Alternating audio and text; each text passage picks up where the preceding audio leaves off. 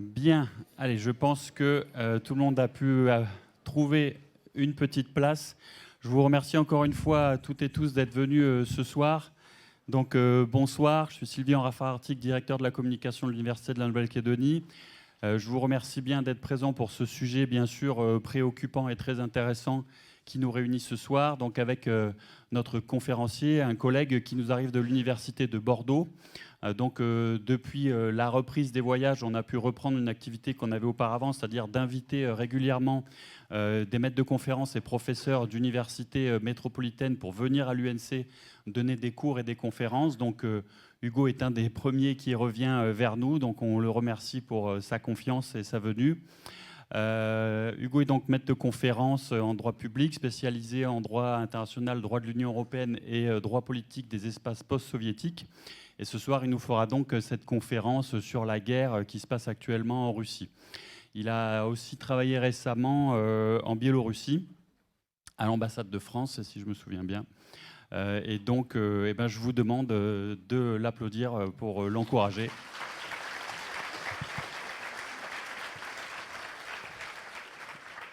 Donc Hugo reste avec nous un court temps, hein. Il repartira en fin de semaine, donc 2 semaines, une petite mission, mais le temps de nous faire cette conférence. Donc on aura un exposé, et ensuite ce sera micro ouvert pour les échanges avec la salle. Merci à tous.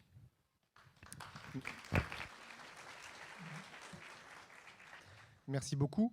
Vous m'entendez là correctement? Oui. Donc avant de commencer, je tenais bien évidemment à remercier l'Université de Nouvelle-Calédonie pour son invitation, d'abord en tant que missionnaire pour faire une mission d'enseignement de 2 semaines, comme cela a été dit. Et à ce titre, je remercie en particulier Léa Havard et Sabrina Lavric qui m'ont invité du département, qui sont au département droit et co-gestion, pour ces 2 semaines. Et mon arrivée, malheureusement, étant concomitante de ce que l'on sait, j'ai proposé cette petite conférence modeste pour tout public au service communication de l'Université de Nouvelle-Calédonie qui a été très réactif. Donc je remercie le service communication et en particulier Sylvain Raffarin-Artic pour sa réactivité et la mobilisation de ce service dans l'organisation de ce petit événement. Voilà. Je vais faire une conférence qui durera normalement 45 minutes.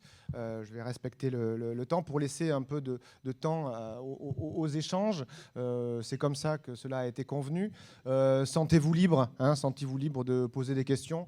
Je ne me vexe pas facilement. Donc, aucun problème. Je connais un peu le sujet, donc vous pouvez poser des questions. Si je sais, je sais. Si je ne sais pas, je ne sais pas. Et avant de commencer, ça me permet de faire le lien, une petite présentation sur qui je suis. Comme cela a été dit, je suis maître de conférence en droit public.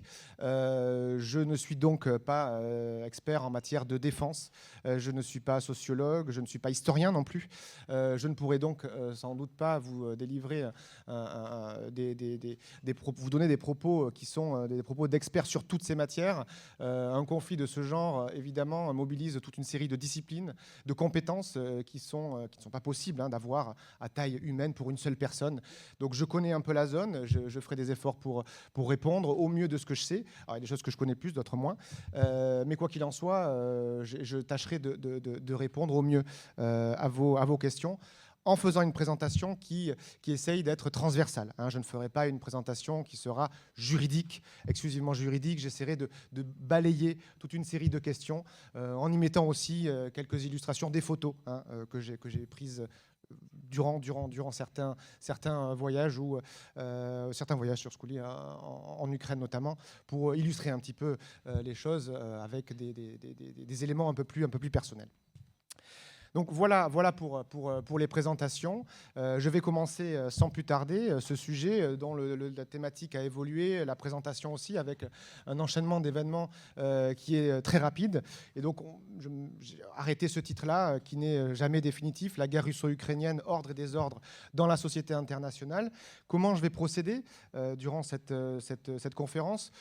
Un petit balayage historique, l'histoire ancienne, l'histoire plus récente des années 80, 90, 2000, 2010, sur toute cette période qui a précédé cette guerre, pour ensuite arriver au conflit armé en tant que tel, et ensuite, dans un dernier temps, essayer de réfléchir avec vous peut-être sur ce que l'on peut attendre à court, moyen ou long terme de l'issue de ce conflit, peut-être à long terme. Donc voilà un petit peu pour la façon de procéder. Et on commence d'ores et déjà avec une petite illustration des trajectoires nationales russes et ukrainiennes. Et avant d'illustrer cette trajectoire en une présentation très très brève, je n'ai que 45 minutes de l'histoire, un petit préalable qui peut-être, je crois, résonner ici en Nouvelle-Calédonie. Des observations générales, je pense qu'il est important de le préciser, qui sont d'autant plus importantes pour la France, et en particulier la France métropolitaine, avec le rapport à la nation, ou une nation, c'est souvent à la fois la combinaison de deux choses, de deux piliers, un héritage, quel qu'il soit culturel, religieux, historique, linguistique, qui s'hérite, donc qui ne se choisit pas vraiment, et avec, à côté de ceci, une construction publique par des politiques publiques qui peuvent renforcer, consolider, initier cette construction nationale, mais qui doivent reposer toujours sur une réalité sociale, qui est une réalité culturelle, historique, religieuse, linguistique. Bref, tout dépend des situations. Je dis cela en rapport avec ce qu'il adviendra peut-être de l'Ukraine ultérieurement. Toujours dans le même lien de ce que je viens de dire et en rapport avec l'héritage révolutionnaire français d'une république une et indivisible, il faut savoir que dans un bon nombre de pays, vous n'avez pas ce réflexe de l'État-nation.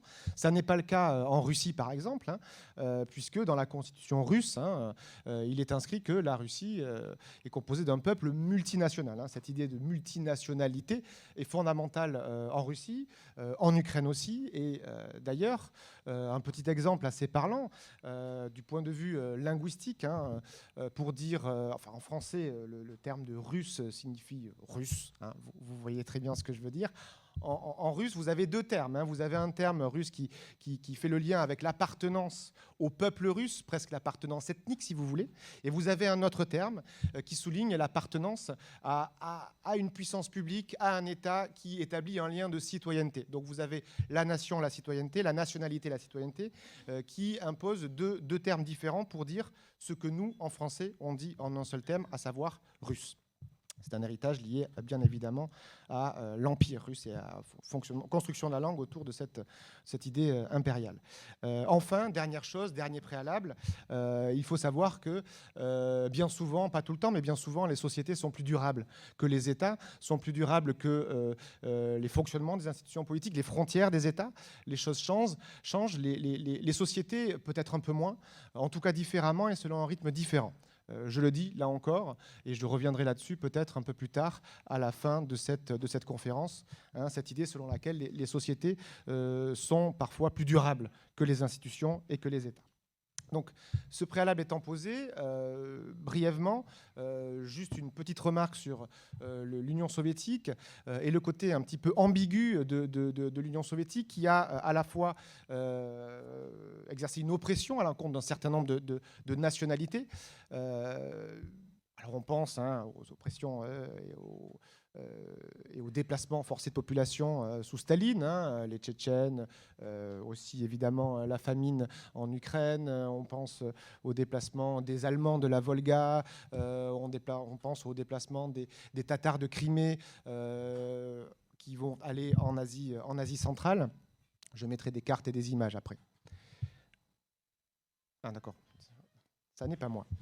Donc vous allez avoir des mesures répressives à l'encontre et des punitions collectives à l'encontre d'un certain nombre de peuples, de nationalités, mais qui vont être dans le même temps, et c'est pour cela que c'est compliqué, il ne faut pas comprendre l'Union soviétique comme un bloc monolithique qui a commencé en 17, qui a fini en 91 et qui n'a jamais bougé.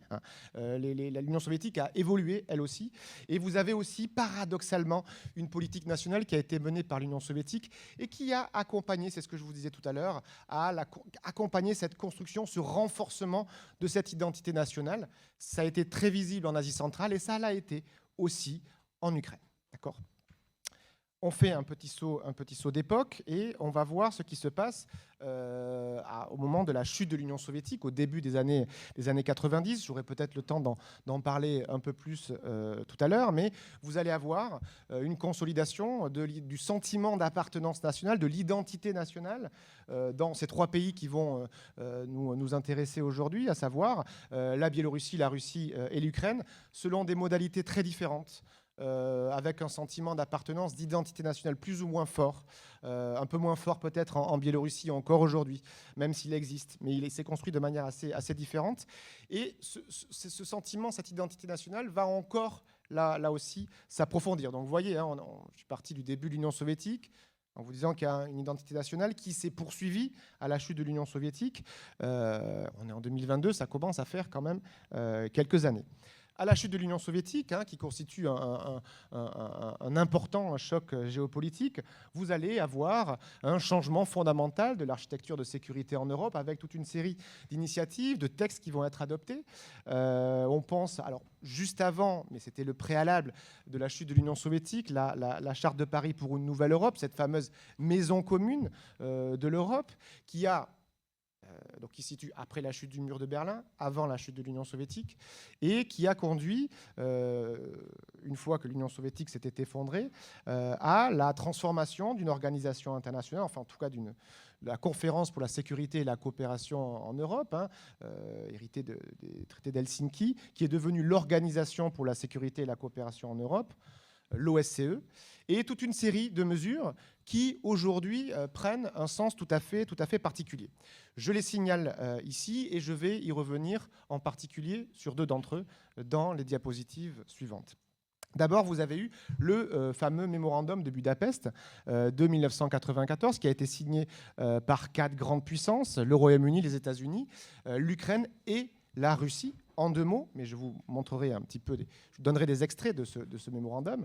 En deux mots, l'Ukraine remettait toute une série d'ogives nucléaires à la Russie, à la Fédération de Russie, en échange de quoi elle obtenait des garanties de sécurité, en particulier en matière de protection de son intégrité territoriale, garanties de sécurité qui étaient apportées par les États-Unis, le Royaume-Uni et, soit normalement, la Russie.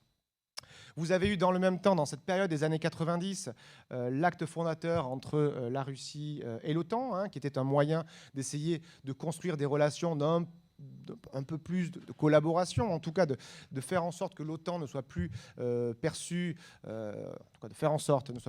comme une menace par la Russie. Et dans le même temps, vous avez eu cet élargissement de l'OTAN auquel aujourd'hui on fait tant référence et sur lequel je vais revenir dans l'image, dans la diapositive suivante. Alors cette image n'est pas de moi, je ne suis pas non plus infographiste, je vous précise. Donc voilà, je vous la mets à titre illustratif, mais elle me semble assez claire. Donc je vous la laisse. Donc vous voyez, donc pour ceux qui voient peut-être pas forcément où sont tous ces pays, hein, parmi les étudiants par exemple. J'ai les mêmes à Bordeaux, donc je donne des cartes quand même. Donc vous avez l'Ukraine qui est là, la Russie qui est là, et vous voyez en vert l'élargissement, dans un dégradé de vert si vous voulez, l'élargissement progressif de l'OTAN qui a débuté fin des années 90 et surtout début des années 2000, avec un élargissement qui était concomitant en réalité avec l'élargissement de l'Union européenne. Hein. Ces pays-là, ces pays d'Europe centrale et orientale, qui considéraient qu'il y avait deux piliers dans ce changement de monde après l'Union soviétique. Deux piliers, un pilier de développement économique symbolique d'appartenance à l'Europe en adhérant à l'Union européenne, au Conseil de l'Europe aussi, et un pilier sécuritaire en se protégeant, en adhérant évidemment à l'OTAN. Donc vous avez eu effectivement un élargissement de l'OTAN qui se fait sur demande évidemment des pays qui sont candidats et après une feuille de route pour pouvoir devenir in fine, suite à cette période de transition, devenir effectivement membre de l'OTAN. Donc vous avez cette période-là qui est aujourd'hui critiquée comme une menace existentielle pour la Russie par Vladimir Poutine, et on y reviendra. Deuxième illustration, le mémorandum de Budapest. Je vous ai mis le texte parce que, alors non pas parce que je suis juriste, mais parce qu'il y a un moment, je crois, où il faut se pencher sur les textes, il faut lire de nos propres yeux, voir ce qu'il y a écrit. Alors je vais lire en même temps que vous ce qui figure dans ces textes. Hein. Je vous rappelle, hein, les signataires, ce sont le Royaume-Uni, les États-Unis, l'Ukraine et la Russie. Donc la Russie, notamment, s'engage à, je cite, dans le paragraphe 1, respecter son indépendance, l'indépendance de l'Ukraine, la souveraineté de l'Ukraine et ses frontières existantes, au moins existantes autant au moment de la signature du mémorandum de Budapest, qui impose des obligations qui existent en droit international général. Hein. Le principe, c'est qu'on respecte l'intégrité territoriale des autres. Hein. C'est un principe général. Mais là, le fait de l'inscrire dans un traité lui donne une force symbolique supérieure. Deuxièmement, l'obligation pour chaque État partie de s'abstenir de recourir à la menace ou à l'emploi de la force. C'est une phrase que l'on retrouve dans la Charte des Nations Unies. Donc ce n'est pas simplement l'emploi de la force, c'est la menace de l'emploi de la force qui est compris également, contre l'intégrité territoriale ou l'indépendance politique de l'Ukraine. Et dans tous les cas, qu'aucune de leurs armes ne soit utilisée contre l'Ukraine, sauf en cas de légitime défense ou d'une autre manière conforme aux dispositions de la Charte des Nations Unies.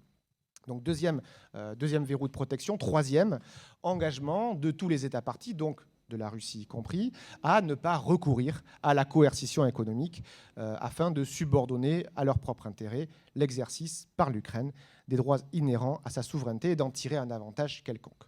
Donc voilà, vous avez cette série d'engagements, ces changements importants sur le continent européen qui ont eu lieu pendant les années 90 et qui se sont prolongés par la suite. Par la suite, justement, les années 2000 et plus précisément les années 2000 en Ukraine. Alors, si j'y arrive, voilà. Donc, un petit saut dans le temps. Dans l'Ukraine, dans cette période 2004-2005, c'est ce que l'on a appelé la révolution orange. Je ne reviendrai pas, pour ne pas perdre de temps, sur les raisons de cette révolution, ni les conséquences qu'elle a eues. Mais quelques petites idées sur cette conférence. Ce qu'on appelle la révolution orange est, alors avec le recul de l'histoire, est en réalité une révolution plus des valeurs, plus qu'un changement radical de régime politique. C'est-à-dire que vous allez avoir un fonctionnement de nature plutôt oligarchique en Ukraine, mais, et ça c'est à souligner tout de même, avec une alternance oligarchique. Alors c'est vrai qu'avec des standards démocratiques classiques, on va se dire oui, c'est une oligarchie, c'est un scandale, etc. Oui, mais il y a une alternance. Ça signifie que vous n'allez pas avoir un clan politique, économique ou autre qui va réussir à s'accaparer pour un temps déterminé l'essentiel du pouvoir. Vous avez une Ukraine qui est habituée à l'alternance. Cette habitude de l'alternance, même si elle est oligarchique, elle tranche avec ses deux voisins, la Biélorussie et la Russie, où là, vous n'avez pas une alternance, qu'elle soit oligarchique ou non. Vous avez au contraire une forte stabilité depuis le milieu des années 90 en Biélorussie et depuis fin années 90, début des années 2000 en Russie. Donc vous avez une révolution pacifique. Alors quelques images qui ne sont pas de moi, où vous avez eu des tentes qui ont été installées. Et ça, c'est important. C'est important aussi parce que ça vous montre le rapport à la citoyenneté, le rapport à l'action politique, à l'action publique qu'ont les Ukrainiens, que n'ont pas les Biélorusses ou les Russes pour des raisons différentes et des raisons liées à l'histoire. Mais vous avez une tradition protestataire, une tradition de manifestation pacifique en Russie, en Ukraine, je vais y arriver, où vous voyez là les tentes installées pendant cet automne-hiver 2004-2005 en guise de protestation. Et c'est organisé, une tradition de protestation qui est généralement non violente. En France, dès qu'on n'est pas content, qu'est-ce qu'on fait? On brûle une poubelle. On est trois, on brûle une poubelle. Sinon, la manifestation n'existe pas. C'est un peu ça la tradition française. Là, non, la manifestation est généralement pacifique. Et on s'installe, on fait un sitting qui va réussir, in fine, pour diverses raisons, compliquées et trop longues à expliquer, à faire basculer l'élection. Deuxième temps, là on bascule dans les années 2010, la révolution Euromaïdan. Alors moi je l'appelle Euromaïdan, certains l'appellent révolution de la dignité. J'aime pas trop ce concept de dignité, non pas je suis quelqu'un d'indigne ou que j'aime les personnes indignes, hein, mais c'est un concept qui est ambigu. Et surtout, je pense que ce n'est pas qu'une question de dignité. Justement, c'est une question aussi d'appartenance à l'Europe. C'est pour ça que je conserve ce terme-là. Donc vous voyez, hein, là, il n'y avait pas de tente, mais une protestation très importante. Là, c'est la place de l'Indépendance à Kiev, avec les grands boulevards qui arrivent là, ici, sur cette place. Et vous l'avez, près d'1 million de personnes qui manifestaient. Donc l'étincelle de cette protestation, de ces manifestations et de cette révolution, ça a été le refus par le président de l'époque, Yanukovych, de signer au dernier moment un accord d'association avec l'Union européenne, conclu avec l'Union européenne, suite à des pressions russes. Il ne signe pas et ça a heurté une partie de la population puisque ça signifie symboliquement qu'on refuse son appartenance à l'idée européenne. Il y a beaucoup de symboles derrière. Beaucoup de symboles, c'est pas tant les... Alors, il y a aussi les conséquences économiques, mais il n'y a pas que ça. Il y a un aspect existentiel symbolique. Et si c'est symbolique, c'est fondamental. Et donc, on sort manifester. Et pendant des semaines, ils manifestent, il ne se passe rien. Pas de répression et pas de violence de la part des manifestants. La répression, vous avez des lois liberticides qui vont être adoptées et qui va commencer en janvier-février avec des dizaines de manifestants qui vont être tués. Alors on est bien en deçà du niveau de violence auquel on assiste aujourd'hui, mais des répressions qui vont entraîner in fine la fuite du pouvoir de Yanukovych qui va fuir en Russie et la Russie qui va saisir cette opportunité de quasi-vacance du pouvoir, même s'il y a des règles constitutionnelles qui sont prévues. Dans ces moments-là, il y a une quasi-vacance du pouvoir, qui va en profiter, en tout cas une désorganisation du pouvoir pour annexer la Crimée. Alors cette annexion a été préparée. 1 an après l'annexion, vous avez eu un reportage tourné, diffusé sur une grande chaîne russe où Vladimir Poutine reconnaît que tout cela a été organisé. Donc lui-même le reconnaît dans un reportage qui a été tourné l'année suivante. Et vous allez avoir un soutien au mouvement sécessionniste alors je reviendrai avec des cartes, du Donbass à Lugansk et à Donetsk. Alors, un petit mot sur ces mouvements-là. Ça renvoie un petit peu à ce que je disais au début. On ne part jamais de rien. C'est-à-dire qu'il y avait une angoisse, une inquiétude en tout cas, de ce qui se passait à Kiev et du changement de pouvoir à Kiev. Il y avait une angoisse réelle qui était fantasmée ou pas, mais peu importe si c'est fantasmé. Ce qui compte, c'est de voir la réalité. Et la réalité, c'est qu'il y avait une angoisse. Sur cette angoisse, évidemment, la Russie a soutenu cette angoisse et a soutenu les sécessionnistes militairement et les a aidés. Donc il y avait un peu des deux. Il y avait une angoisse, mais la Russie a saisi cette fenêtre d'opportunité pour pouvoir avancer ses pions et soutenir ces mouvements sécessionnistes. Alors justement, petite carte de cette zone où vous voyez, donc là ce sont les zones de Donetsk et de Lugansk. Alors là ce sont les zones dans leurs frontières administratives, avec la Crimée qui a été annexée et rattachée à la Russie dans le même mouvement suite à un référendum. Donc ce sont ces deux zones-là. Alors les zones sécessionnistes sont plus petites. Elles ne couvrent pas l'ensemble de ces zones administratives de Donetsk et de Lugansk. Vous voyez, voilà, ça suit là. Donc là, tout ça, ça ne fait pas partie de la zone sécessionniste. Vous avez ces zones de la République populaire de Donetsk et la République populaire de Lugansk. Ce qu'il faut comprendre, c'est que pendant cette période, de 2014 à 2022, l'Ukraine est un pays qui est en guerre. C'est un pays qui se considère comme étant en guerre. Un conflit qui est de basse intensité, qui n'a pas l'ampleur de ce que l'on connaît aujourd'hui, mais qui est continu, permanent, au cours duquel vous avez près de 14-15 000 personnes qui ont péri. Et la Russie nie tout soutien à ces séparatistes. Alors c'est là où je vais vous donner quelques photos qui datent de 2017, où j'étais en Ukraine, pour vous montrer comment le conflit était partout. Il n'y avait pas de guerre à Kiev. Il n'y avait pas de guerre à Kharkov ou Kharkiv, si on dit avec l'ukrainien, mais là, les langues, à la rigueur, ça, peu importe. Pour vous montrer comment les autorités ukrainiennes souhaitaient faire prendre conscience de l'existence d'une guerre aussi dans des zones de paix. Donc là, alors voilà, je n'y connais pas grand-chose en matériel militaire, hein. Mais là, voilà, donc c'est de marque Ural, hein. Voilà. Ça figure, ça figure. Ce sont toute une série d'objets militaires. Vous avez des tanks et tout un tas de matériel qui sont exposés en plein centre de Kiev. Enfin, Kiev, c'est très, très grand, hein, donc dans le centre de Kiev. Pas très loin d'une statue qui est très connue, le statut de la mère patrie, hein, qui fait plus de 100 mètres de haut, donc c'est quelque chose d'assez visible. Et vous voyez, là, pour tous les badauds qui vont se balader, on vous montre, à côté, vous avez une pancarte. Alors, je l'avais prise en photo, j'ai retrouvé ces photos pour monter cette conférence, mais vous avez une petite pancarte qui vous explique où ce matériel militaire, ce tank ou autre, a été trouvé, qu'est-ce que c'est, son numéro de production, où est-ce qu'il était basé en Russie, etc., pour montrer que la Russie soutient effectivement les séparatistes des zones de Donetsk et de Lugansk. Ça, c'est Kiev. Kharkov, qui est aujourd'hui bombardé. Kharkov, là, vous avez donc une photo des morts. Hein. Donc là, à Lugansk, à Kharkov, à Donetsk, avec une petite annonce Jésus est ressuscité. Donc c'était pour cette période-là. Et vous avez ces tableaux, et vous l'avez dans beaucoup de villes ukrainiennes, en fait, dans des églises aussi, avec les morts. Hein. Donc vous avez une guerre qui s'installe dans le pays, hein, qui est là, qui n'a donc jamais cessé. On l'a peut-être un peu oublié, mais elle n'a jamais cessé. Elle n'a jamais cessé et elle a repris de plus belle aujourd'hui, enfin il y a une dizaine de jours, avec ce qu'on peut dire une accélération folle sans doute de l'histoire. Donc tout commence en termes de date importante par un discours de Vladimir Poutine, un long discours.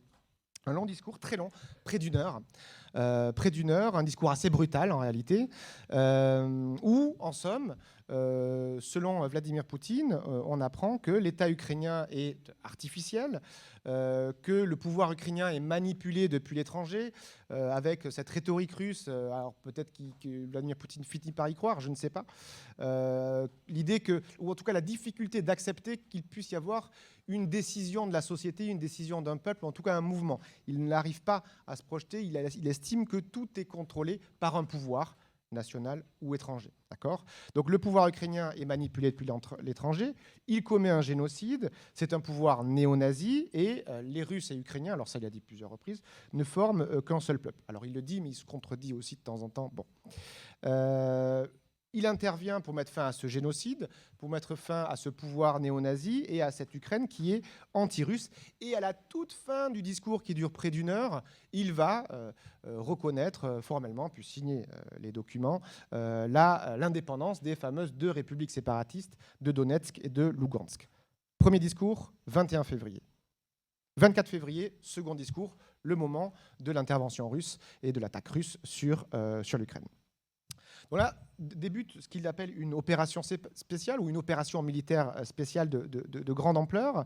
Un discours qui a lieu pendant la réunion du Conseil de sécurité des Nations Unies. Alors on retrouve cette même rhétorique, ce même récit des néo-nazis, des ultranationalistes qui ont usurpé le pouvoir en Ukraine, d'un génocide, et surtout une phrase que je vous ai traduite, qui me semble importante et qui vous prouve, en tout cas qui permet de considérer qu'il y a quelque chose d'existentiel du point de vue de la Russie, en tout cas du point de vue du pouvoir russe dans cette guerre, tout comme il y a quelque chose d'existentiel, et alors là on le comprend d'autant plus, du point de vue de l'Ukraine.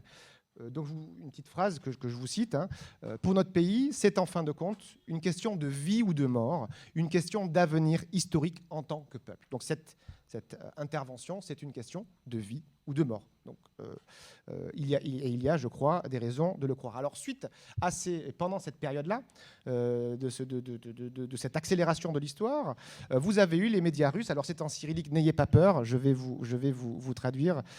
Vous avez eu donc une capture d'écran, une capture écran qui explique la formation des frontières ukrainiennes, et formation qui est faite par différents cadeaux. Alors là, vous avez les cadeaux de Staline. Alors c'est tout ce qui est en orange foncé. Là, ici, ce sont les cadeaux des tsars russes. Là, ici, ce sont les cadeaux, selon Vladimir Poutine, dessous, là, les cadeaux de Lénine. Et ça, c'est un cadeau de Khrouchtchev. Et en fait, l'Ukraine, c'est quoi? C'est ça. Hein. Donc il ne reste plus que ça de l'Ukraine. Ça, c'est la version des médias russes qui vous montre bien le côté un peu artificiel, en fait, hein, qui souligne le côté artificiel, qui reprend ce discours de côté artificiel de l'État ukrainien. Quelle a été la réaction de la communauté internationale? Vous en avez tous entendu parler. Je pourrais y revenir. Je vais simplement vous les présenter de nouveau. Une série de sanctions. Alors d'abord, des sanctions qui n'étaient pas, suite à ce discours du 21 et ces décisions du 21 février, un embargo sur les régions de Donetsk et de Lugansk. Bon, ça, c'est pas grand-chose parce qu'il n'y a pas vraiment de commerce ou pas beaucoup entre l'Union européenne et les régions de Donetsk et de Lugansk. En tout cas, c'est pas fondamental. Et puis après, évidemment, l'intervention russe et l'agression russe, c'est une agression militaire. Des sanctions qui sont sectorielles. Et là, ce sont des sanctions qui sont très lourdes. Des sanctions qui sont très lourdes. Alors, il faudrait des spécialistes de transport aérien, des économistes, etc., pour tout évaluer, hein, évidemment. Mais des sanctions qui sont lourdes, des transports en matière de transport, sur le plan spatial, sur le plan aérien, avec fermeture de l'espace aérien. On ne fournit plus des pièces détachées. Hein. Boeing et Airbus ne fournissent plus des pièces détachées aux aéronefs civils russes. Sanctions dans les médias. Alors ça, on pourra en discuter. Interdiction de diffusion de la part de médias russes en Europe. Et puis surtout, des sanctions économiques et financières avec, vous en avez sans doute entendu parler, la décision qui a été prise de couper la Russie du système SWIFT, hein, qui permet des échanges interbancaires. Et donc, ça ne les rend pas impossibles, mais ça les rend beaucoup plus compliqués de passer, par exemple, par fax. Hein. Donc, c'est les choses auxquelles on n'a plus trop l'habitude aujourd'hui de passer par fax. Mais surtout, hein, des blocages des avoirs de la Banque centrale russe, qui, au final, sont bloqués pour près de moitié de ces avoirs à l'étranger. 70% des banques, en tout cas en volume, russes ont été sanctionnées. Visa, Mastercard, American Express, ça marche pas trop un marché pour la Russie, c'est pas un marché pour American Express. Donc Visa et Mastercard. Donc voilà, si vous avez une carte et que vous êtes là-bas, votre carte ne fonctionne plus. Et on a vu évidemment des files d'attente pour retirer de l'argent, pour changer de l'argent, qui se sont créés automatiquement pour acheter des billets qui atteignent des prix fous, hein, avant qu'il n'y ait plus du tout d'échange. Donc un pays qui va se fermer, se cloisonner. Et on reviendra sur cela. Et puis des sanctions individuelles. Les députés de la Douma, notamment le ministre des Affaires étrangères, Lavrov, et Vladimir Poutine, qui ont été sanctionnés, pas des sanctions de visa. On veut toujours laisser la possibilité du ministre des Affaires étrangères et de Vladimir Poutine de se déplacer pour discuter. Mais voilà, donc là, vous avez ce phénomène-là de sanctions. Et puis un soutien qui avait commencé en réalité dès le mois de janvier, hein, et qui va s'accentuer. Plus d'1 milliard, hein, qui a été donné dès le mois de janvier par l'Union européenne. Et chose nouvelle, hein, un financement qui est un financement qui est donné, ou un prêt, par l'Union européenne à l'Ukraine pour qu'elle puisse se procurer des armes létales. Donc c'est la première fois, hein, que l'Union européenne prend une telle décision. Et à ceci, il faut bien évidemment ajouter la coopération bilatérale dans le cadre de l'OTAN ou dans le cadre purement et strictement bilatéral. Donc ça a été la réaction. Maintenant, alors voilà, je ne sais pas à quel point vous avez suivi ou non ce conflit. Alors certaines images, alors j'ai pas mis des images trop choquantes, mais je tiens quand même à le faire pour ceux qui ne l'auraient pas suivi.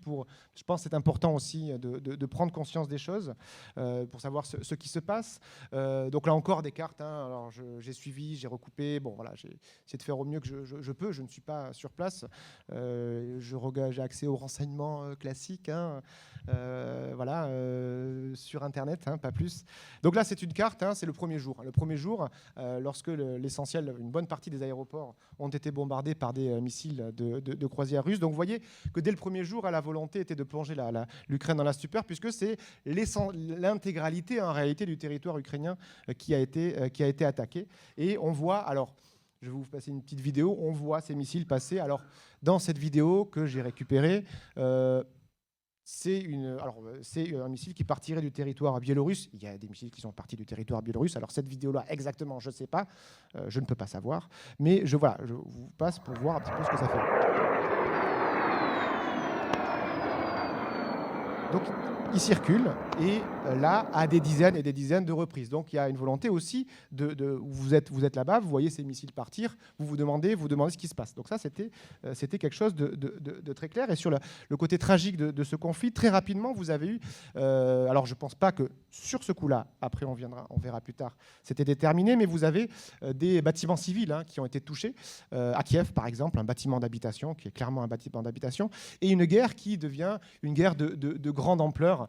Là non plus, je ne suis pas expert militaire, mais dans l'image suivante, vous allez voir, alors je ne sais pas ce que vous avez vu, mais encore une fois, je veux, notamment pour les plus jeunes, si vous n'avez pas vu tout cela, voir ce qui se passe, en Ukraine, en Europe. Donc ce ne sont pas des feux d'artifice, ça part et c'est fait pour tuer, pour lutter. Donc c'est un conflit qui est de grande intensité et qui va se heurter à une résistance importante. Là encore, des petites vidéos pour vous montrer des jets de cocktails Molotov. Alors là, à noter qu'il parle en russe. Sentiment d'appartenance qui est citoyen et qui dépasse ce clivage linguistique qui est souvent avancé et peut-être un peu surjoué. Donc il parle en russe et il jure en russe, mais vous allez voir. Давай, давай, блядь, хуярим нахуй! Кидай, блядь, кидай, кидай, блядь, пидоры! Антоны! Антоны!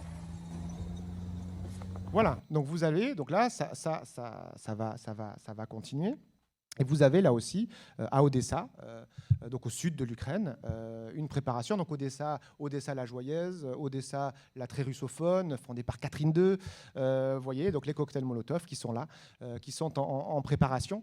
Donc ce sont des choses qui vont aboutir à un conflit très dur et tout simplement dramatique. Le conflit semble, encore une fois, depuis ces derniers jours, rehausser le niveau de la violence. Enfin, la Russie semble rehausser le niveau de la violence avec, là encore, deux petites images de Kharkov qui ont été tournées. Là, vous avez le bâtiment de l'administration régionale de la région de Kharkov. Donc là, c'est une caméra de surveillance qui est frappée par un missile. Un missile, évidemment... Enfin, sans doute russe. Après, voilà, j'y suis pas. Voilà, c'est compliqué. Mais voyez, c'est l'administration régionale de Kharkov, là où j'ai été et où je vous ai montré une photo auparavant. Et puis là, vous avez l'université de Kharkov qui a été donc touchée par des missiles sans doute russes, et qui est en feu et qui n'existe plus. En tout cas, ces bâtiments-là. C'est un conflit tragique pour l'Ukraine, c'est un conflit aussi tragique pour les Russes aussi. C'est un conflit tragique pour les Russes. Donc là, je vous ai pris une capture d'écran du journal de la chaîne de l'armée russe qui présentait les morts russes et leurs décorations qu'ils avaient obtenues. J'ai pris celle-là parce que vous voyez qu'il est très jeune, et je vous ai mis une jeunesse russe sacrifiée parce que vous avez eu des appelés qui visiblement ont été envoyés en premier, des appelés qui ont été envoyés en mission de libération. On leur a pris leur téléphone portable, leur passeport, et ils ont été envoyés sans avoir été informés véritablement de ce qui s'est passé. Et vous avez eu des témoignages, alors là ça commence à être quand même concordant, des témoignages où vous avez des soldats qui ne savaient pas où est-ce qu'ils étaient. Enfin si, ils comprenaient très bien, ils voyaient qu'ils étaient en Ukraine, ils voyaient les panneaux écrits en Ukraine, qui demandaient à leur commandant mais qu'est-ce qu'on fait ? Il dit c'est trop tard pour reculer, le commandant dit c'est trop tard pour reculer. Et visiblement, une partie du commandement a été informée la veille, des commandants qui ont été informés la veille de l'attaque russe. Donc voilà, donc ces commandants qui ont dû passer une nuit sans doute assez difficile. Il n'y a pas de véritable préparation, en tout cas pas de préparation générale pour pouvoir intervenir en Ukraine et maintenir le secret, je suppose, le plus longtemps possible.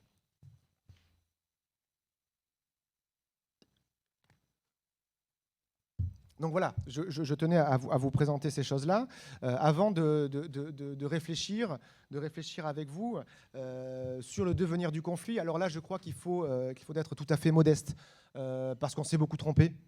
Donc cela impose d'être modeste et de tout envisager en fait.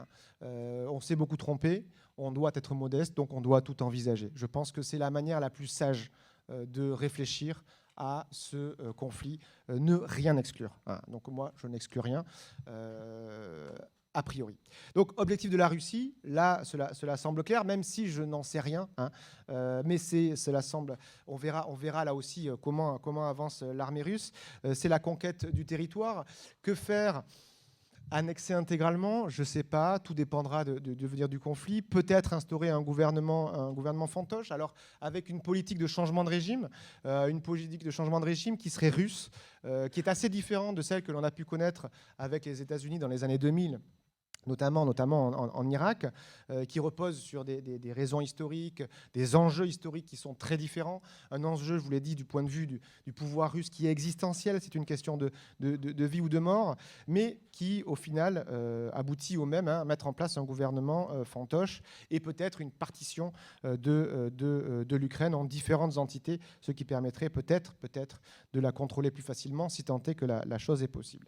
La durée du conflit, bon, là, j'en sais rien, mais ça suppose de savoir quand est-ce que se termine un conflit, bien évidemment, puisque la victoire militaire, si elle y a lieu, ce qui est tout à fait possible et probable, visiblement, cela se fera au prix de lourdes pertes, mais on ne sait pas ce qu'il adviendra par la suite. Est-ce qu'il y aura une guérilla? Est-ce que les Russes se feront harceler? Est-ce qu'ils réussiront à s'installer sur le terrain? Il ne faut pas sous-estimer la capacité du pouvoir russe à maîtriser un territoire. Le problème, c'est que là, ce territoire, il est plus large, plus grand que la France. Donc ça va être quand même assez compliqué de leur côté. S'agissant de l'issue du conflit, en Ukraine, tout d'abord, ce que je vous disais, probable victoire militaire russe, d'après ce que j'entends, ce que je lis. Encore une fois, je ne suis pas un expert militaire. Victoire qui va probablement aboutir à une aliénation de la société ukrainienne.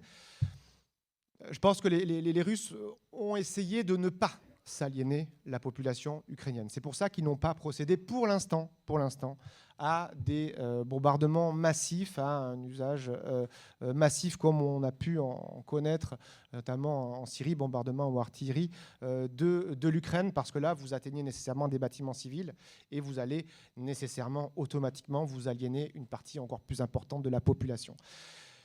Le conflit est bloqué, Kharkov est en train d'être bombardé, d'être évacué, en ce moment, une évacuation des civils. Donc on va peut-être basculer dans ce champ-là, j'en sais rien. En tout cas, j'ai l'impression que, en tout cas dans un premier temps, la Russie a essayé d'éviter cela, mais ça va être très compliqué de ne pas s'aliéner la population ukrainienne.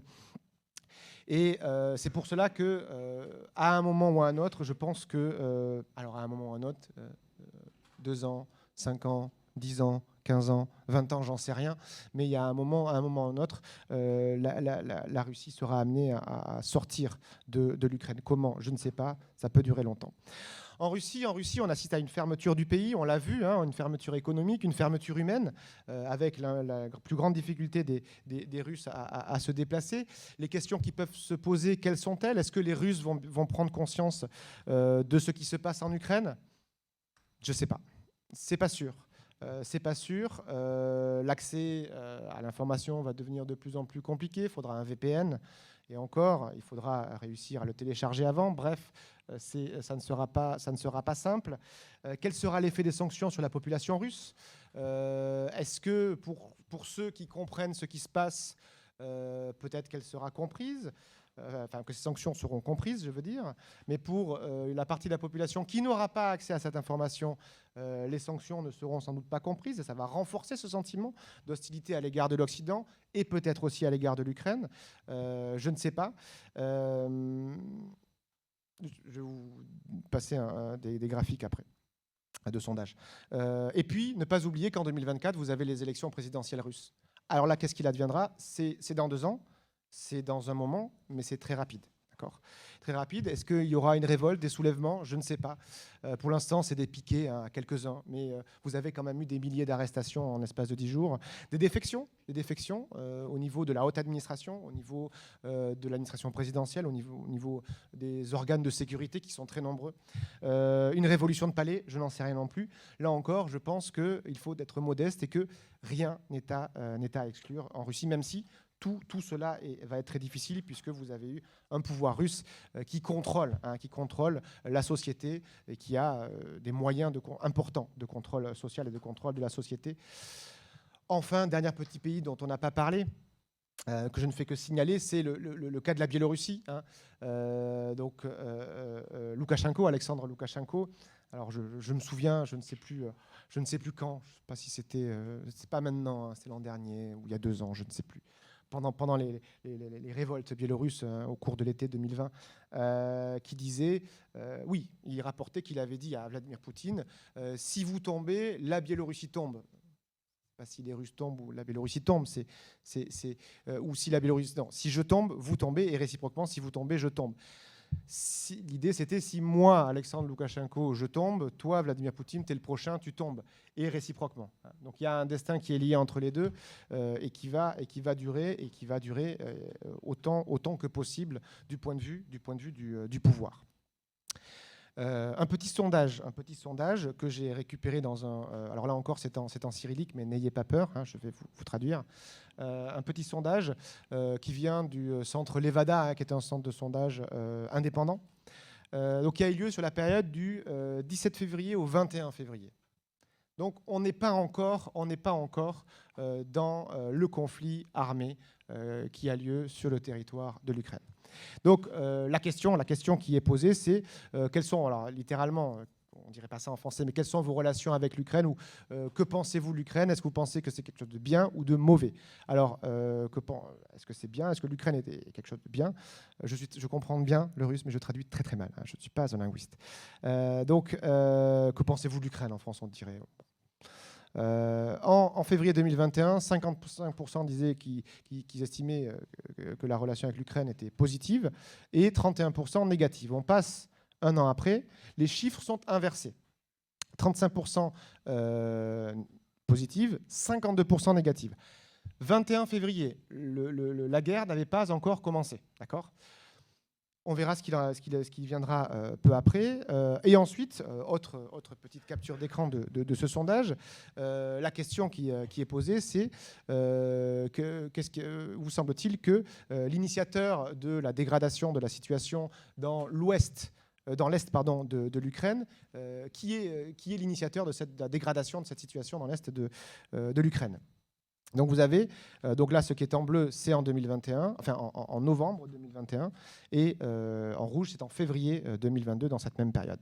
Donc là c'est États-Unis, pays de l'OTAN, c'est passé, donc qui sont responsables de la dégradation de la situation, c'est passé de 50% à 60%, d'accord. L'Ukraine c'est passé de 14 à 16%, la Russie c'est passé de 3 à 4%. Bon, bref. Vous voyez qu'il y a l'idée que, vraisemblablement, pour une bonne partie de la population russe, vous allez avoir les Occidentaux, l'OTAN et les pays occidentaux qui sont responsables de la dégradation de la situation. Mais encore une fois, cette situation, ça n'est pas encore la guerre. Que penser pour terminer cette conférence du devenir des relations internationales? Alors là encore, hein, beaucoup de modestie. Est-ce que l'OTAN va s'élargir? C'est possible, il ne faut pas l'exclure. Avec l'idée, hein, c'est le secrétaire général de l'OTAN qui disait qu'avec cette guerre, la Russie n'aura réussi qu'à avoir plus d'Europe et plus d'OTAN. C'est un peu ce qui risque d'arriver. La question de l'élargissement de l'Union européenne, qui n'arrivera pas dans un futur proche, hein, à l'Ukraine, mais le principe d'une adhésion de l'Ukraine ne paraît plus aussi fantasque qu'autrefois. C'est ça surtout. Il faudra que l'Ukraine soit libérée, pacifiée, reconstruite, restructurée, consolidée économiquement. On en a pour des dizaines d'années. Mais l'idée même de l'adhésion n'est plus exclue. Alors, elle n'est plus exclue aujourd'hui. On verra ce qu'il arrivera dans 10 ans, dans 15 ans, dans 20 ans, si ce conflit s'éternise. Des changements auxquels on peut réfléchir. Tout dépendra de la réussite ou de l'échec de la Russie. Je pense que sur le long terme, mais je ne sais pas quand, il y aura vraisemblablement un échec compte tenu du sentiment national ukrainien. Je rappelle que l'hymne ukrainien, alors avant qu'il ait été changé, ça commençait, jusqu'en 2003 je crois, la première phrase, c'était « L'Ukraine n'est pas encore morte ». Ça vous dit quand même quelque chose du rapport à sa subsistance et à son existence du peuple ukrainien. Non, l'Ukraine n'est pas encore morte. D'accord. Donc c'est pour ça que je pense que les choses seront loin d'être simples pour la Russie, et ce qui rendra le conflit encore plus dramatique. Donc une refonte du Conseil de sécurité, là, le Conseil de sécurité ne sera changé, révisé que si la Russie est défaite et qu'elle sera dans une position où elle ne pourra plus négocier, puisqu'elle est membre permanent du Conseil de sécurité. La question du contrôle des armements, qui va, à mon avis, je n'y connais pas grand-chose, j'ai des amis juristes qui travaillent sur ces questions-là, qui va devoir être vraisemblablement réévalué, et avec l'intervention d'un acteur récemment, qui est la Cour pénale internationale, qui va commencer une enquête qui est dorénavant un fondement de la compétence sur les événements qui se déroulent en Ukraine, sur la situation ukrainienne à l'égard de tout ce qui se passe en Ukraine, côté russe comme côté ukrainien.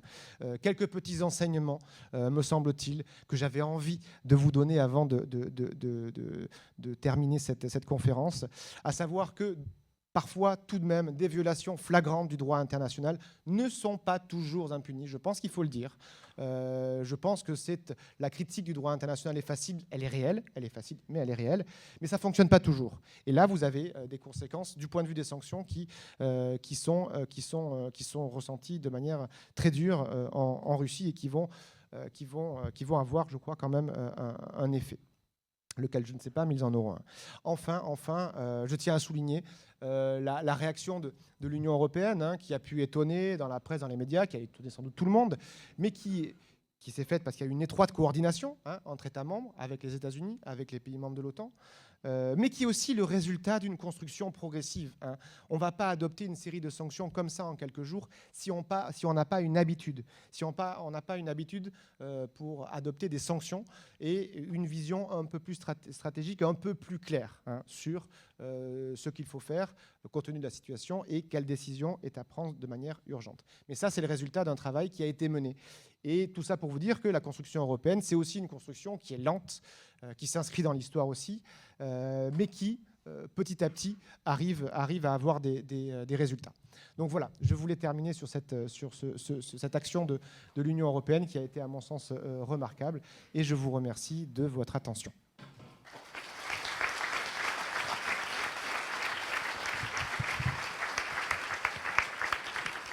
Merci Hugo. On va passer maintenant aux échanges. Je vois qu'il y a beaucoup de monde qui est arrivé, même en cours de présentation. Donc, j'ai deux collègues étudiantes qui vont faire passer les micros. Je vais vous demander de poser des questions peut-être courtes, factuelles, et puis voilà, d'alimenter les échanges comme ça. Merci.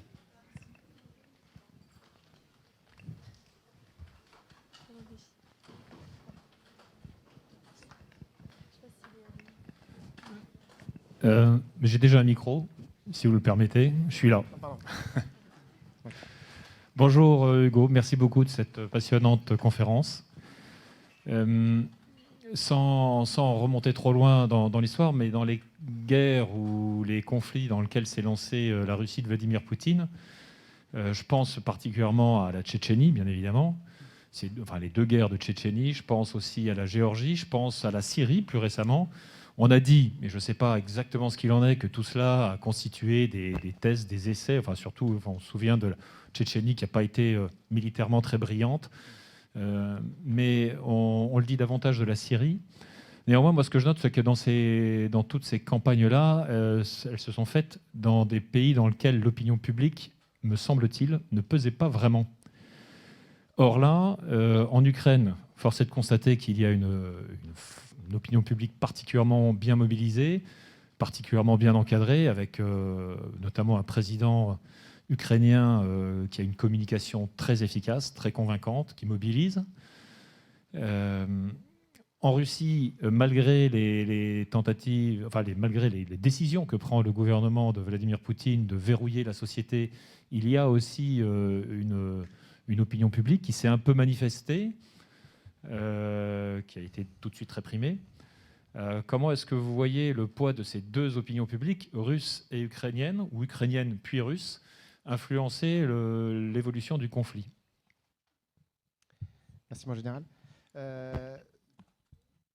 Donc, vous avez souligné évidemment le rôle de l'opinion publique qui n'existait pas en Tchétchénie, et alors évidemment pas non plus en Syrie. Et ce qui n'existait pas non plus durant ces guerres, en Syrie, oui, mais dans un contexte très différent, de développement très différent, c'est l'utilisation des réseaux sociaux, l'utilisation de la communication qui permet de faire circuler très rapidement l'information, qui permet de récolter des preuves aussi, hein, ça c'est intéressant. On a eu la même chose en Biélorussie pour la collection des preuves de torture, etc., qui ont été facilitées par l'usage des réseaux sociaux, des téléphones, des films, etc. Donc vous allez avoir cette opinion publique qui existe en Ukraine, un peu plus en Ukraine et en Russie. Je vais revenir sur la différence selon moi. L'autre différence, c'est la taille du territoire. Hein, si on compare la Tchétchénie avec l'Ukraine, voilà, il n'y avait pas les réseaux sociaux, il n'y avait pas une opinion publique comparable à celle qu'il y a en Ukraine, une culture qui est très différente, une vraie logique de guérilla qui n'était pas dès le début, mais pas loin, et un territoire qui est beaucoup plus réduit. Donc là, c'est deux différences. Du point de vue de l'opinion publique, pour vous répondre tout à fait directement, l'opinion publique ukrainienne et vous avez l'opinion publique et je qualifierais au-delà de la mobilisation citoyenne. Vous voyez, j'ai l'impression que ça va au-delà de la simple opinion publique. C'est vraiment quelque chose qui est ancré, qui est existentiel. Alors, la difficulté, ça va être les proportions et la chronologie des événements. C'est-à-dire, si on prend trois catégories de population de manière un peu arbitraire et caricaturale, une population qui soutient l'indépendance de l'Ukraine et qui va lutter contre l'intervention russe, une population qui, à l'inverse, va soutenir l'intervention russe, à l'extrême, et une population qui, pour elle, ce qui compte, c'est de vivre sa vie. D'accord ? Indifférente. Les proportions, je ne les connais pas. Hein, je ne les connais pas, et elles vont peut-être varier au fur et à mesure de l'intensité du conflit. Plus le conflit s'installe, plus cette proportion d'opposition et ce sentiment national va sans doute se renforcer et va être, à mon avis, un handicap certain pour la Russie. Et ce qui fait que, à mon sens, la Russie partira. Enfin, qu'elle ne peut pas rester, mais elle ne pourra pas rester. Ça peut durer 20 ans, je ne sais pas. Ça peut durer 20 ans, je n'en sais rien du tout. J'ai aucune information. Donc ça, je ne peux pas dire. Ça peut durer 2 ans. Je ne sais pas. Je sais pas.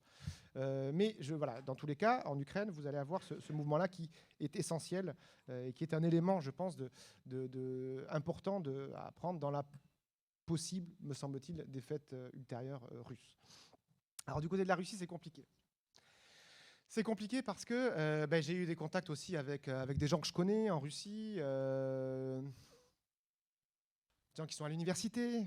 C'est pas la campagne, c'est pas la taïga, c'est pas la Russie, qui vont soutenir. Et même, hein, comme on dit en russe, hein, avec l'expression qui date de l'Union soviétique, hein, on ne parle pas de politique sauf dans la cuisine. Donc on pouvait parler de politique, mais dans la cuisine, donc juste dans le cercle privé. Donc même entre collègues qui se connaissent bien, où on peut parler de politique, c'est pas dans les médias. Certains soutiennent à l'université. Donc je sais pas si l'université dans laquelle ces personnes étaient. Alors moi j'en ai d'autres, hein, qui sont effarés.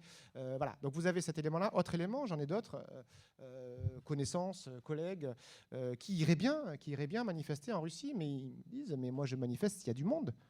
Je ne vais pas aller manifester. Parce que voilà, vous avez les Ukrainiens qui vont dire aux Russes mais allez manifester comme on fait nous. Mais en Ukraine, vous avez une tradition je vous l'ai dit, d'espace public citoyen. Je vous ai montré les tentes, je vous ai montré les manifestations.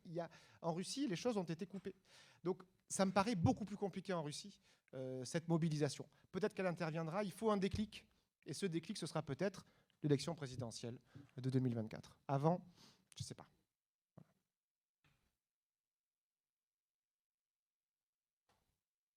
Oui, bonsoir. La question qui est un petit peu sur toutes les lèvres, celle qui fait peur, bien que n'étant pas un spécialiste, pour vous, quelle pourrait être la place de la menace nucléaire dans le contexte actuel ? Alors, bon, dans le champ limité de mes compétences, comme vous l'avez dit, deux choses très simplement. Comme je vous l'ai dit, je pense que, vu comment s'est trompé, il ne faut rien exclure. Je pense qu'il faut être prudent, donc il ne faut rien exclure. Donc il faut l'envisager en tant que tel, évaluer les risques. Alors ça, j'en suis incapable.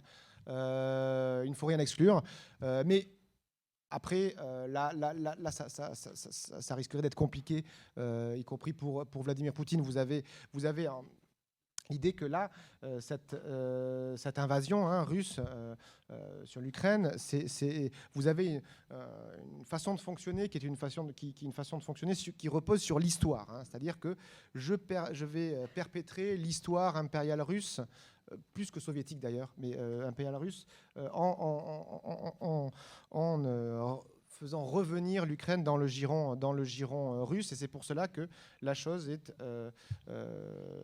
c'est pour ça que c'est une question existentielle. Donc il ira jusqu'au bout. Il y a ce roman historique-là. Si vous allez avoir, et donc là c'est le conflit Ukraine-Russie, si vous utilisez l'arme nucléaire, vous allez peut-être impliquer d'autres États. Et là, ça risquerait d'être compliqué pour lui. Et il va jusqu'au bout, mais s'il se confronte à d'autres puissances, ça risque d'être compliqué, notamment les puissances occidentales. Donc, j'ai des doutes. Mais après, voilà.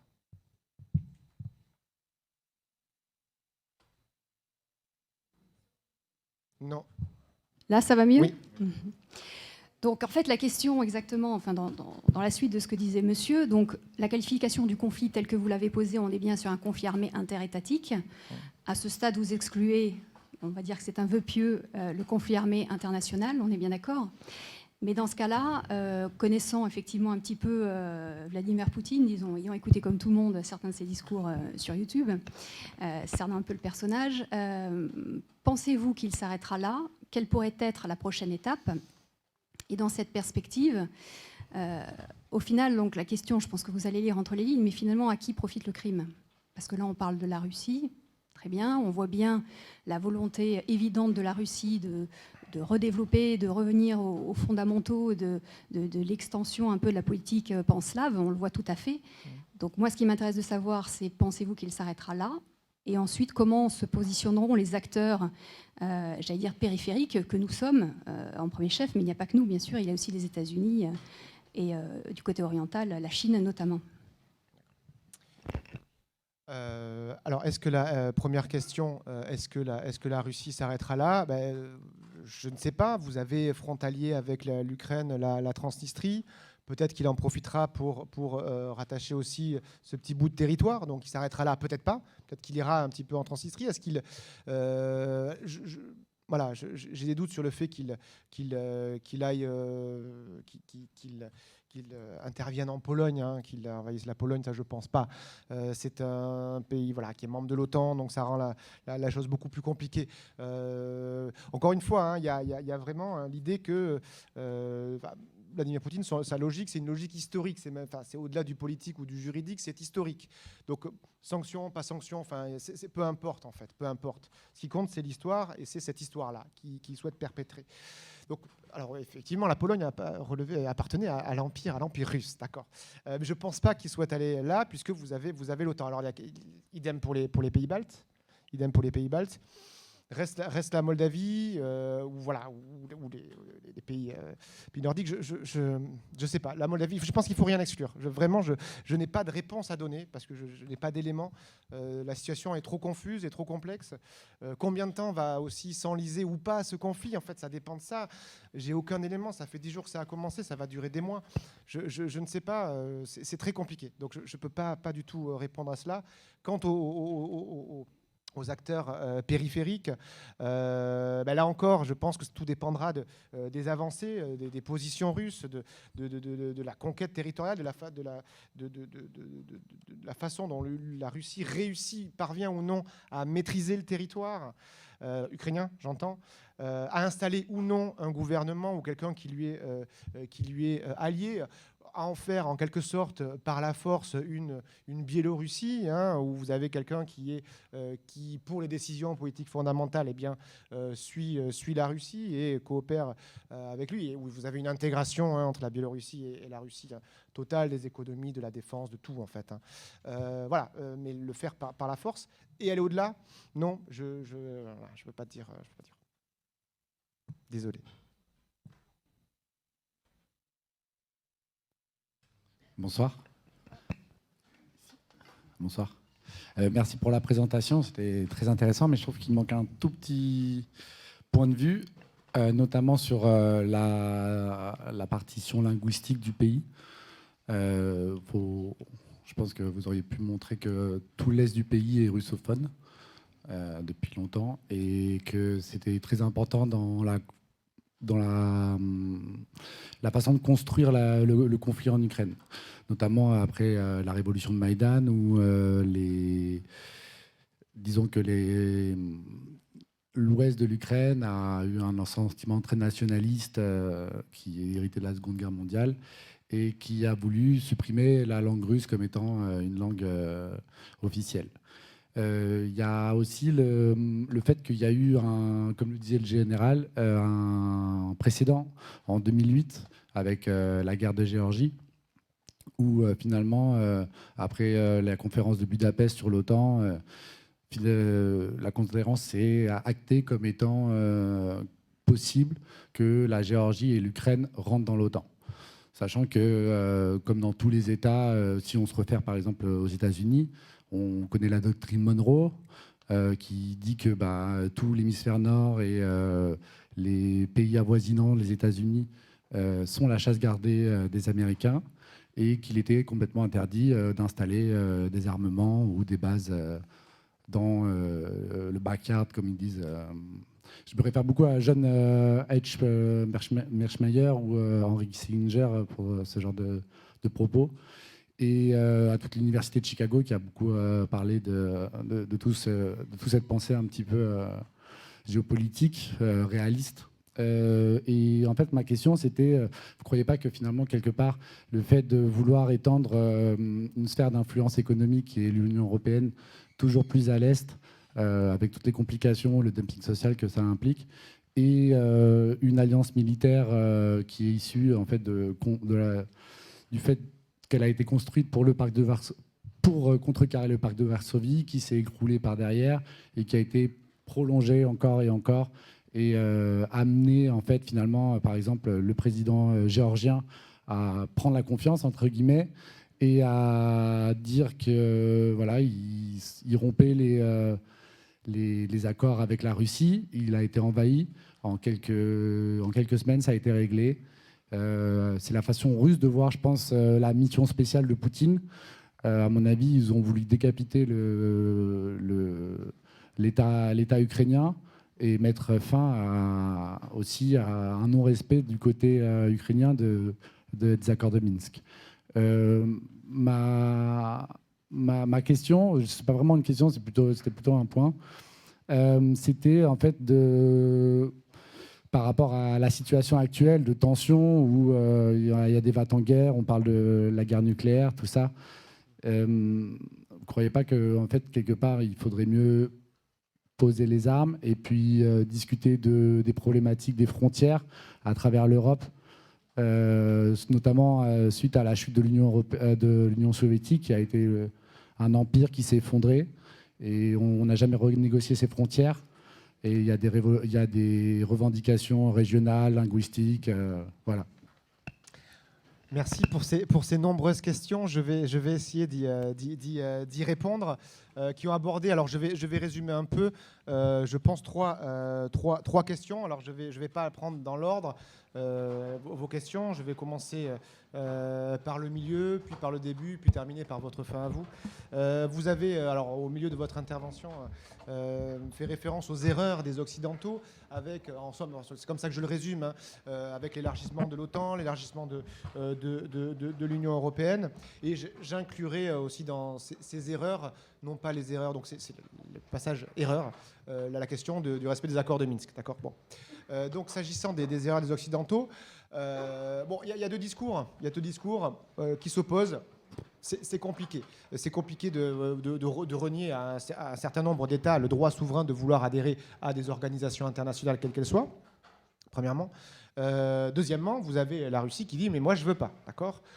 Donc, partant de là, ce qu'il y a de sûr, il faut être peut-être un peu pragmatique et voir, et c'est, je crois, ce qui a été essayé de faire par tout ce qui s'est passé avant la guerre, notamment par Olaf Scholz, Macron, qui sont partis, qui ont essayé de discuter en disant, bon voilà, il y a une revendication russe, réelle ou fantasmée, une peur réelle ou fantasmée, utilisée, instrumentalisée, à la rigueur, peu importe. En fait, il y a un peu l'idée de dire, à la rigueur, peu importe si c'est réel ou non, c'est ce qu'il croit.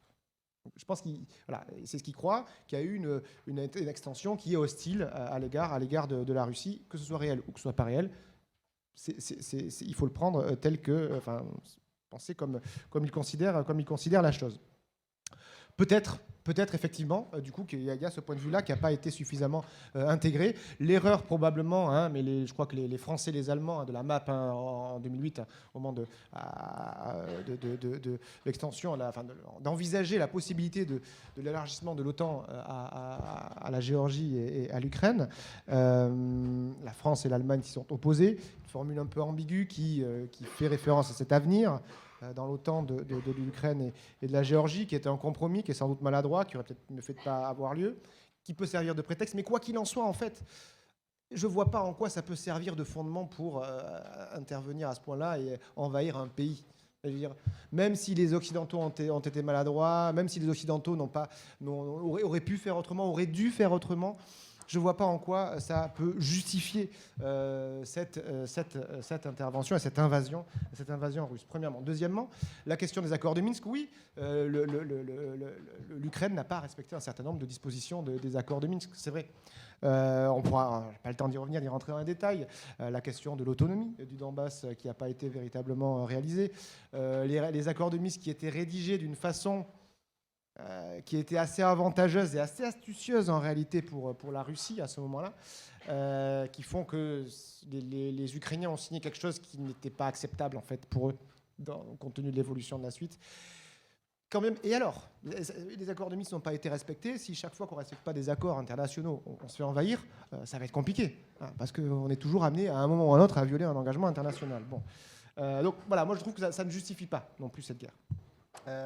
S'agissant de la partition russophone, ukrainophone, vous avez dit, dans l'est du pays, ils sont russophones. Non, l'Ukraine est largement bilingue. Et oui, c'est-à-dire que largement bilingue, et encore aujourd'hui, avec plus la langue prioritaire, ça va être plutôt le russe à l'est, c'est vrai. À l'ouest, plus l'ukrainien, moins le russe, voire pas le russe. Il y a un conflit linguistique qui est là. Il y a des erreurs peut-être qui ont été commises par l'Ukraine, qui ont été changées. Cette loi dont vous faites référence après Maïdan a été de suite abrogée, de suite dans les jours qui viennent, dès février 2014. Après, vous en avez eu d'autres, mais pas cette loi d'interdiction du russe. Vous en avez une autre en 2019, mais qui est différente. Et donc, vous avez un conflit qui est là, un contentieux qui est certain, mais je pense qu'il ne faut pas le surjouer. Les Russes surjouent cette confrontation, les Ukrainiens aussi, qui permet de mobiliser aussi son peuple à l'encontre de la Russie. Mais il ne faut pas, nous, lorsqu'on arrive là, rentrer dans le jeu et surjouer ce qui est déjà surjoué par la Russie et par l'Ukraine. Dernière remarque, la question je serai très court, de la délimitation des frontières. Ben oui, allons-y. Et voilà, changeons les frontières. Je ne suis pas très bon en dessin, mais il y en a qui le sont. Et puis faisons les frontières. Mais on commence là. Comment on fait? L'ordre international est un ordre conservateur, dans le bon sens du terme. Il faut préserver la stabilité. Voilà, c'est un peu ça. C'est un peu ça. Alors, il y a des mauvais côtés, il y a des bons côtés, mais il y a l'idée fondamentalement où ça repose sur la stabilité avec l'idée. C'est pour ça qu'on dit que les juristes sont conservateurs. C'est pas forcément vrai, mais c'est que l'idée vaut mieux une situation stable qu'une situation instable, et l'inconnu, c'est l'instabilité. C'est un peu ça. Mais c'est pas toujours vrai. Mais c'est pas toujours faux. Et là, si on se remet à redessiner l'intégralité de la carte des frontières en Europe, ça risque d'être compliqué. Et puis, il faut que les gens soient d'accord. Parce que là, si on tous les deux, là, on va boire un verre et puis on va refaire la carte de l'Europe, très bien. Mais on sera d'accord tous les deux, ou pas, mais peut-être même qu'on ne sera pas d'accord. Hein, voilà. Bonsoir. Bonsoir. Vous avez dit tout à l'heure dans votre exposé que Poutine avait reconnu les deux républiques qui composaient le Donbass. En droit, si on parle en droit, est-ce que pour reconnaître une république, il ne suffit pas d'une seule personne? Alors, si. Si. Alors, votre question porte en réalité la question très intéressante de la question de la reconnaissance et de l'acte de reconnaissance. Voilà, l'acte de reconnaissance. Alors, l'acte de reconnaissance, c'est un acte unilatéral où moi, en tant qu'État, je vais décider de reconnaître telle situation, tel État, tel gouvernement, de reconnaître quelque chose. À partir du moment où je reconnais cette situation, là, en l'occurrence, la situation, c'est le fait que la République de Donetsk et la République de Lugansk sont deux États indépendants. Je vais considérer que, à mon égard, pas à l'égard des autres, à mon égard, ces républiques-là seront des États. Mais c'est que à mon égard. Donc, c'est la difficulté de la reconnaissance, c'est que ça ne fonctionne que pour soi. C'est un acte unilatéral du chef de l'État, ou peu importe qui décide dans l'État, mais en tout cas de l'État ou du gouvernement. D'accord ? Donc, dans ce cas-là, la Russie va reconnaître à son égard l'indépendance de Donetsk et de Lugansk. Donc, elle peut le faire. Hein, elle peut reconnaître tout ce qu'elle veut. Un État peut reconnaître tout ce qu'il veut. C'est la liberté, même les choses les plus absurdes, s'il le souhaite. Techniquement, c'est faisable. Donc, peu importe que l'État soit fantoche, réel ou non. Ah, mais c'est ce que je suis en train de vous expliquer. C'est ça le droit international. Alors, je vais aller un peu plus loin.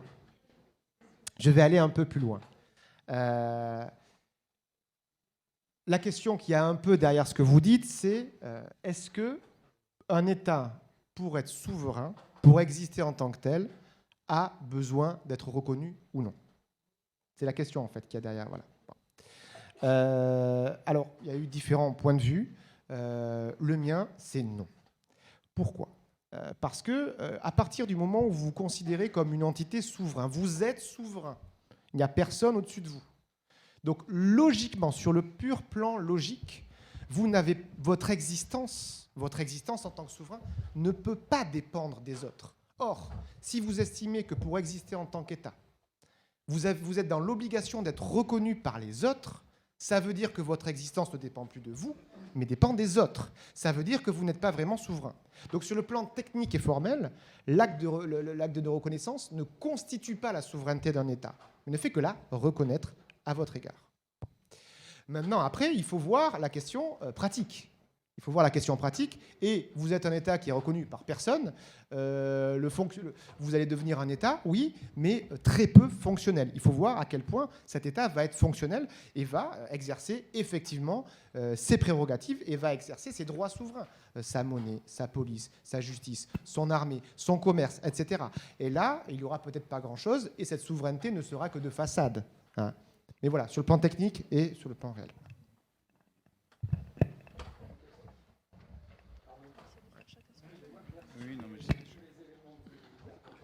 Allumez le micro, s'il vous plaît. Ouais.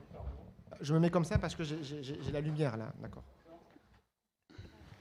Dans votre exposé, à un moment donné, vous êtes passé assez rapidement sur l'évolution des frontières de l'Ukraine en nous citant 1654, 1917, 1922 et je crois 1954. Mais je n'ai pas compris, je m'en excuse. Est-ce que vous pourriez revenir rapidement sur cette question ? Je n'ai pas compris si c'était une extension des frontières ou au contraire, à chaque fois, une réduction.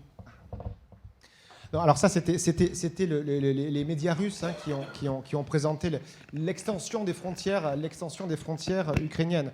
Et justement, l'Ukraine est un pays qui a eu des frontières au XXe siècle qui n'ont pas arrêté de bouger. Ça n'a pas arrêté de bouger. C'est une réalité.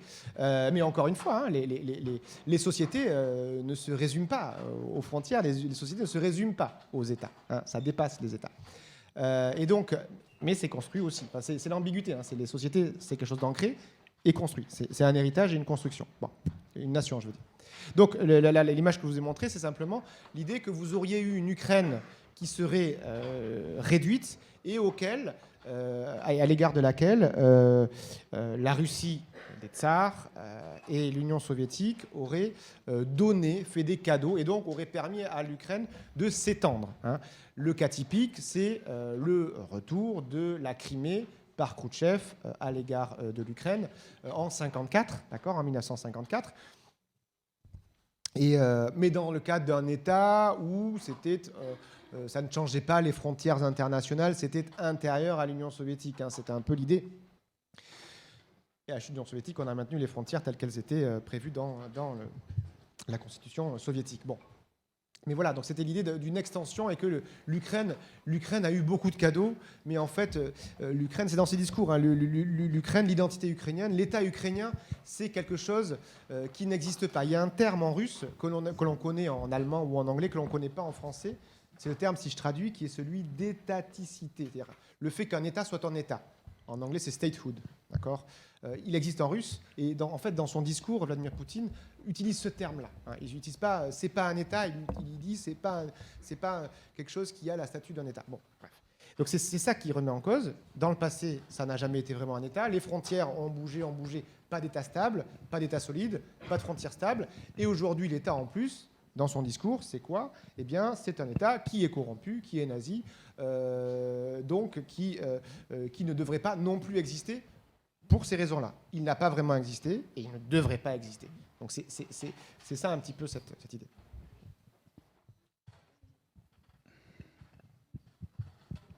Oui, bonsoir. Je voudrais dire une chose en premier d'abord, c'est que les agresseurs n'ont jamais gagné la guerre. Quand on suit l'histoire, et c'est toujours beaucoup de dommages collatéraux de gens innocents qui payent. Ça, c'est une chose. Donc moi, je suis fondamentalement pour la paix et pour la coopération plutôt que la concurrence entre États. Deuxième chose, vous avez parlé beaucoup de l'événement et du Poutine. J'aurais aimé, moi, comprendre pourquoi on est arrivé à cette situation. C'est-à-dire, il y a eu des négociations. Les États-Unis et les vassaux des États-Unis à travers l'OTAN, parce que nous en sommes, hein, j'aurais bien voulu savoir qu'est-ce qui s'est dit, parce que dans les médias, on n'a pas vu grand-chose. C'était toujours Poutine. Je ne suis pas pour Poutine, hein, je le dis clairement, mais j'aimerais comprendre comment le processus s'est mis en place pour arriver jusqu'à la guerre. Et ça m'intéresse beaucoup. Voilà, si vous pouvez répondre à cette question, ça m'intéresserait. Je ne crois pas avoir accès à ce genre d'informations. Vous m'en demandez beaucoup. Et ce dont je vais vous parler, c'est ce que vous pouvez voir en source ouverte, hein, comme on dit. Voilà, l'idée, elle a été... Ce que j'ai dit tout à l'heure, hein, le récit russe, il est vrai, il n'est pas vrai, il est fondé, il n'est pas fondé, peu importe, il est là. Hein, il y a une logique pratique, je pense. Et on va essayer de reconfigurer, donner des gages de sécurité, des garanties de sécurité à la Russie. Je ne sais pas sur quoi elle portait exactement. Enfin, en tout cas, peut-être que ça m'est passé au travers, mais j'ai pas vu. Alors, peut-être que voilà, j'ai pas vu, c'est possible aussi. Hein. Mais pourquoi on en est arrivé là ? Je pense qu'il y a l'idée, hein, fondamentalement, d'une décision qui a été prise par la Russie et par Vladimir Poutine dans une conception historique de son rôle. Hein. Il y a un côté vraiment, ce qui compte, c'est la primauté de l'histoire. Peu importe les hommes, peu importe les pouvoirs, peu importe les gouvernements, peu importe les sanctions, peu importe rien. C'est une question de vie ou de mort. Donc c'est ça. Donc je pense que c'est cette rationalité-là. C'est pour ça qu'il a pris cette décision. Donc, mais moi, je n'ai que cette explication à vous fournir. Les dessous, les détails, ce dont il a été question, je ne sais pas. Voilà, désolé. Bonsoir. J'aurais aimé savoir quelle était la possibilité pour l'OTAN de mettre un peu, d'exclure Poutine des décisions, et notamment au Conseil de sécurité. Quelle est la marge de manœuvre qu'on peut avoir pour pas qu'il y ait un veto systématique à tout ce qui est demandé ? Alors, vous parlez du Conseil de sécurité des Nations Unies. D'accord. Il y a un Conseil de sécurité aussi, Vladimir Poutine, à lui. Mais c'est le sien. Non, c'est pas possible. La Russie est membre permanent. À ce titre, elle dispose du droit de veto. Et ça bloque tout. Il y a plusieurs façons d'envisager des réformes du Conseil de sécurité. On pourrait imaginer, mais là, il faut que la Russie et que les autres pays l'acceptent. Ça va être compliqué. Bon, c'est un peu un vieux pieu que je vous ai donné, mais quand même. On pourrait penser à le veto qui ne puisse pas être opposé lorsqu'il y a une question d'emploi de la force par celui des membres du Conseil de sécurité qui emploie la force, hein, celui qui est concerné. Voilà. Mais c'est un vœu pieux, mais ça n'arrivera sans doute pas. Hein. Parce que si ce n'est pas la Russie qui s'y oppose, ce sera d'autres États. Donc à mon avis, ça n'arrivera pas. Donc voilà, on ne pourra pas l'exclure du Conseil de sécurité, et avec autant ou sans autant. Donc il ne faut pas attendre grand-chose du Conseil de sécurité. Hein, voilà, en gros. Voilà. Allez-y, qui a le micro, Bonsoir. qui veut poser une question? C'est moi. J'ai vu une vidéo sur une femme russe qui disait qu'elle ne fait pas partie de ce que Poutine, ce qu'il fait en ce moment. Ils ne sont pas tous acteurs, la population russe. Et vous avez dit que dans le devenir du conflit, qu'il y aura une sanction au niveau de la population. Et pourquoi ça serait la population et non pas lui directement? Pourquoi la population devrait ramasser, se faire sanctionner? C'est la difficulté d'une réponse à une attaque de grande ampleur. Hein. C'est-à-dire que vous avez une attaque de grande ampleur militaire qui intervient en Ukraine. Comment vous répondez économiquement à cette attaque de grande ampleur? Il va y avoir des dégâts de l'attaque des dégâts militaires, humains, civils importants. Il y en a déjà. Et répondre à cela par des sanctions purement ciblées en visant uniquement l'élite de la société russe, vous n'arriverez pas à affaiblir suffisamment un pays, parce que là, l'idée, c'est vraiment d'affaiblir un pays. On touche à la banque centrale. Hein, on touche à la banque centrale, donc là, et de manière assez sévère. Donc là, on veut s'attaquer à un pays pour faire quelque chose. La difficulté, c'est quoi faire? Parce que si on ne fait qu'adopter des sanctions à l'égard d'une partie de l'élite qui arrivera à les contourner au final un petit peu, les sanctions, ça coûtera plus cher, ça prendra du temps, mais il y a les ressources. On ne changera rien, et ce serait justement là, je pense, un aveu de faiblesse. Hein, si on avait adopté des sanctions qui auraient été des sanctions individuelles à l'égard de l'élite russe. Donc justement, c'est pour ça qu'on est allé au-delà. Et bien évidemment, vous allez avoir le peuple russe qui va en souffrir. Je vous ai dit, les victimes, c'est aussi les militaires russes qui vont être là-bas, c'est aussi le peuple russe, sans oublier que les premières victimes, ça reste quand même les Ukrainiens. Voilà, bonsoir, merci de prendre ma question. Je voulais vous demander qu'est-ce qu'on peut attendre du tribunal pénal international et quelle est sa temporalité? Parce que là, vous nous parlez des choses longues et tout ça, donc voilà. Peut-être finir sur un peu d'espoir. Alors, je ne sais pas justement. Hein. Alors, déjà, il y a un fondement de la compétence. Déjà, il peut être compétent. Il a été saisi. Déjà, c'est beaucoup. Il est compétent pour ce qui se déroulera en Ukraine et pour déclencher une enquête. La difficulté, ça va être la collation des preuves. Hein. La collation des preuves, récupérer les preuves et l'imputation. À qui imputer telle ou telle destruction. Ça ne va pas forcément être facile. Premièrement. Deuxièmement, il y a toujours la question, hein, si on part sur la question des crimes de guerre, de la nature des cibles. Hein, parce que là, je vous ai montré une université, je vous ai montré un bâtiment de l'administration, mais alors, si les cibles civiles commencent à se systématiser, bon, là, on comprendra, mais quand bien même, si la cible est un bâtiment civil et qui est une cible militaire, parce qu'il y a des militaires qui sont dedans, c'est une cible militaire. Et il faut le prouver, enfin, il y a l'accès des preuves et les preuves des deux parties. Donc c'est compliqué. Et du point de vue de la temporalité, la CPI, hein, la Cour pénale internationale, ne s'est pas fait remarquer pour sa célérité. Hein. C'est-à-dire qu'elle a été très très lente. il n'en est pas sorti grand-chose. Et au final, parfois, vraiment pas. Quand on regarde la décision qui concerne Gbagbo, à l'égard de la Côte d'Ivoire, on a un peu envie de dire tout ça pour ça. Hein, c'est-à-dire que Et d'un autre côté, c'est pas mal non plus, parce que ça montre qu'il y a un jugement impartial, mais qui dure trop longtemps. Hein, je veux dire, il y a un délai raisonnable à avoir, y compris à ce niveau-là. Mais compte tenu de la difficulté de collecter les preuves, de les analyser, l'imputation, la partie russe qui ne donnera rien, qui fera aucun cadeau, le délai de travail, d'écouter les parties adverses, il y en a pour très longtemps. Hein. Ça commence maintenant, on se revoit dans 15 ans, voilà. Ouais, 10 ans, 15 ans. Ouais. 10 ans, 15 ans. Allez, on va prendre une dernière question. Bonsoir. Merci beaucoup pour cette conférence très intéressante. Je voulais peut-être conclure par une question un peu plus globale. On a bien compris que c'était difficile pour vous de nous prédire l'avenir.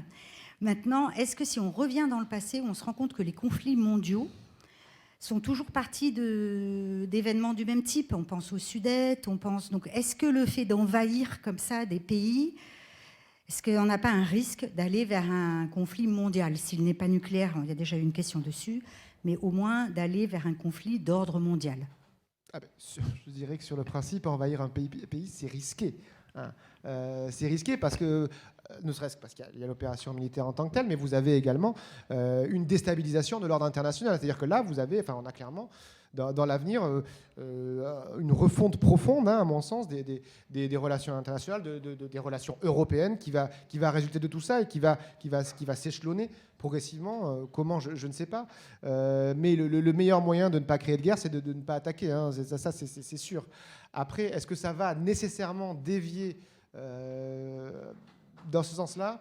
J'ai envie de croire que non. Voilà, on va terminer sur une note d'espoir, que ça se cantonnera à l'Ukraine, qu'il y aura une soumission, je pense, du territoire ukrainien, peut-être une partition avec la République de Donetsk et de Lugansk qui sera étendue ou pas, et qui sera indépendante et reconnue sans doute que par la Russie ou peut-être le Venezuela. Mais voilà. Et un gouvernement à Kiev qui sera un gouvernement fantoche qui comprendra le reste. Hein. Le Kiev est la partie peut-être occidentale de l'Ukraine. Voilà, et il faudra maîtriser tout cela, ce qui n'est pas gagné. Mais je pense que tout cela enfin, en tout cas, j'espère, je veux croire que tout cela ne durera pas. Bon. Voilà. Eh bien, merci. Je crois qu'on peut applaudir Hugo Flavier. Merci beaucoup, Hugo, pour cette conférence. Je vous encourage, si ça vous intéresse, à vous inscrire à la newsletter de l'UNC. On n'en envoie pas beaucoup parce que nous aussi, on est abreuvés par les newsletters. Vous la trouverez sur notre site et vous trouverez aussi toutes les informations sur unc.nc. Cette semaine, demain soir, nous avons un ciné-débat avec une rencontre avec des athlètes olympiques calédoniens autour de la trajectoire de la sportive Cathy Freeman. Et mercredi soir, une conférence sur les personnages féminins dans l'œuvre de Hayao Miyazaki. Merci à toutes et à tous et bonne soirée.